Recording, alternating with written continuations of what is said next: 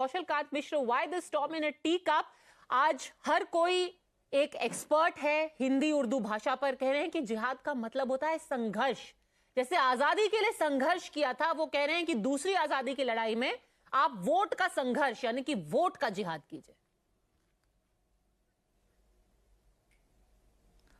पद्मजा जी, आपने सुना होगा लव जिहाद का नाम, आपने सुना होगा लैंड जिहाद का नाम, आपने सुना होगा फूड जिहाद का नाम, फल जिहाद का नाम, इकोनॉमिक जिहाद जिसको हलाल इकोनॉमी कहते हैं।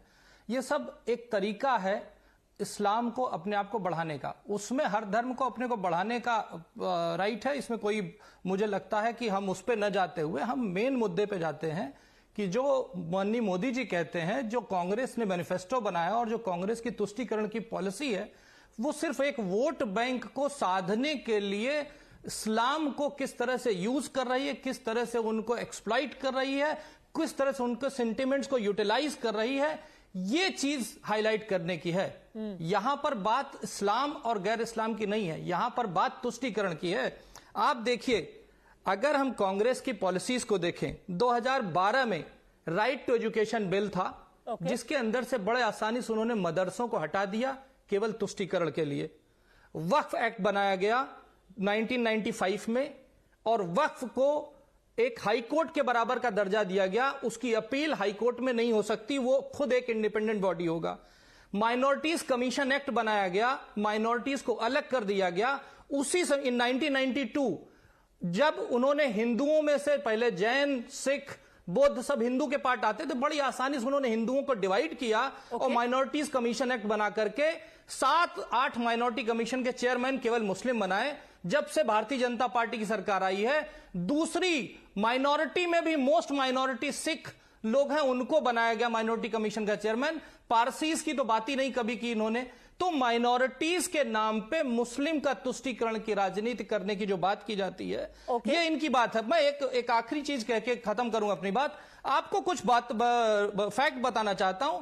एक सच्चर कमीशन बनाया था कांग्रेस में, और कांग्रेस में का सच्चर कमीशन था, वो ये क्या कहता है कि मुसलमानों को एसटी क्लास का आरक्षण देना चाहिए, मुसलमानों की शिक्षा फ्री होनी चाहिए, एमबीबीएस, इंजीनियरिंग एंड आईआईटी में मुसलमानों का अलग से आरक्षण होना चाहिए, बैंक गारंटी, किसी भी गारंटी के बिना मुसलमानों को लोन देना चाहिए, बोर्ड की सारी सीटें, लगभग 30% सीटें मुसलमानों के लिए आरक्षित होनी चाहिए, केंद्र ऐसे कानून बनाए जैसे कि 40% सीटें मुसलमानों को दी जाए। ये एक तरीका होता है तुष्टीकरण को धरातल पर उतारने का। और उसके बाद जो आज का मैनिफेस्टो है, वो ये जिस तरह से कह रहा है कि ये आएंगे तो पर्सनल लॉ, ये इनका मैनिफेस्टो क्या कह रहा है, ट्रिपल तलाक वापस लाएंगे, यानी शरीयत को लाने की कोशिश करेंगे, सरकारी नौकरियों में इससे पहले कि आप दोबारा मैनिफेस्टो पे जाए, आप कह रहे हैं तुष्टीकरण है, this is also a sign of तुष्टीकरण।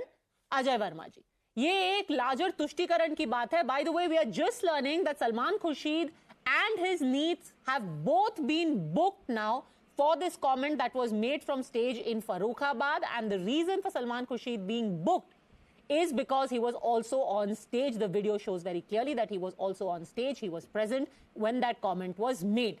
Ajay Verma ji, तुष्टीकरण। पदमजा जी, आप बड़ी योग्य एंकर हैं, समझदार एंकर हैं। हम चाहते हैं कि जो 2014 से ईडी, सीबीआई, इनकम टैक्स और पत्रकारों की आवाज़ को कैद कर लिया गया, उस पर टेप लगा दी गई है, हम लोग संघर्ष कर रहे हैं उसके लिए। और आपने जो सवाल पूछा, जाना था जापान, पहुंच गए चीन, सवाल तो आपने सलमान खुर्शीद की भतीजी जो समाजवादी नेता उस पर पूछा। इन्होंने पूरी रामायण पढ़नी शुरू कर दी कांग्रेस के ऊपर। इनके पास कोई एजेंडा नहीं है। आईटी सेल इन्हें कोई सड़ा गड़ा कागज देती थी सुबह सुबह बीजेपी के, जाइए केवल इस पर अपने प्रवचन दीजिए, आप पे ज्ञान हो या ना हो। अब मैं आपको बताना चाहता हूं कि देश में जब तेलंगाना की बात आती थी, ये जो कह रहे हैं, इनका झूठ पकड़ रहा हूं मैं, तेलंगाना में ये कह रहे हैं साहब मुसलमानों को 4% आरक्षण दे दिया। वो जो है ओबीसी का खत्म नहीं करा गया था, वो आरक्षण जो है बीसीई नामक एक अलग श्रेणी के अंतर्गत आता है। तो इनका पहला झूठ। दूसरा झूठ इनका ये है कि ये कहते हैं साहब कि कर्नाटका में इन्होंने मुसलमानों के लिए अलग से व्यवस्था कर दी। इनके जो फूफा जी हैं भाजपा के, जेडी देवेगौड़ा साहब, जो पूर्व प्रधानमंत्री हैं, जब वो थे तो उन्होंने वो घोषणा लागू करी थी। और वो इनके आजकल इन देवेगौड़ा साहब, एचडी देवेगौड़ा साहब पूर्व प्रधानमंत्री है माननीय, वो इनके साथ थे, उन्होंने वो लागू करी थी। आज भी ये प्रकरण कोर्ट में है। तो जब ये 10 साल से लगातार है तो इन्होंने खत्म क्यों नहीं करा? अब तीसरे मुद्दे पे आ जाइए। प्रज्वल प्रसन्ना जो इनकी गोदी में बैठ के नरेंद्र मोदी की पदयात्रा करके उसके लिए सबका नाम क्यों अलग कर दे रहे? प्रज्वल रेवन्ना है वो। आपको अब हम प्रज्वल रेवन्ना की बात अलग से बहुत बार कर चुके हैं। मैं आपको दोबारा आज के मुद्दे पे लाना चाहती हूँ, इससे पहले कि हम पूरी दुनिया का विश्लेषण कर लें। अजय जी एक second, jokes aside, very seriously, do you think that it's okay कि एक पब्लिक मंच पर कोई भी नेता ये कहे कि जो मुसलमान बीजेपी के लिए यहां पर सपोर्ट कर रहे हैं उनका हुक्का पानी बंद हो जाना चाहिए? ये कैसा लोकतंत्र है भाई कि एक मुसलमान अपने मन से आप वोट नहीं डाल सकता, सपोर्ट नहीं कर सकता, आप उनका हुक्का पानी बंद करा देंगे? थोड़ी देर पहले जो भाजपा के ज्ञानी प्रवक्ता थे, ये कौन सी रामायण की चौपाई पढ़ रहे थे? इनसे आपने उसके ऊपर पूछा था। तो प्रज्वल बेटी बचाने का नारा देने वाले 2800 वीडियो और कई सौ महिलाओं से बलात्कार करा, और प्रधानमंत्री जी माफी मांगे महिलाओं से, देश की से, कि उसका समर्थन करने, उसको जिताने की अपील करते हैं, उसके साथ मंच शेयर करते हैं, ब्रजभूषण को सपोर्ट करते हैं। अरे सर, ब्रजभूषण पर कहां से आ गए आप कैसे मंच से? Let me try and get in Shujaat Ali.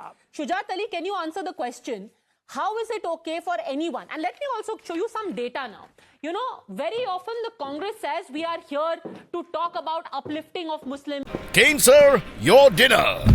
On a tile? Arey, it's antibacterial. Easy to clean. But plates? Kane bhai, it's a tile ad. IM Plus technology से बने वर्ल्ड क्लास टाइल्स। टाइल हो तो सिंपल हो।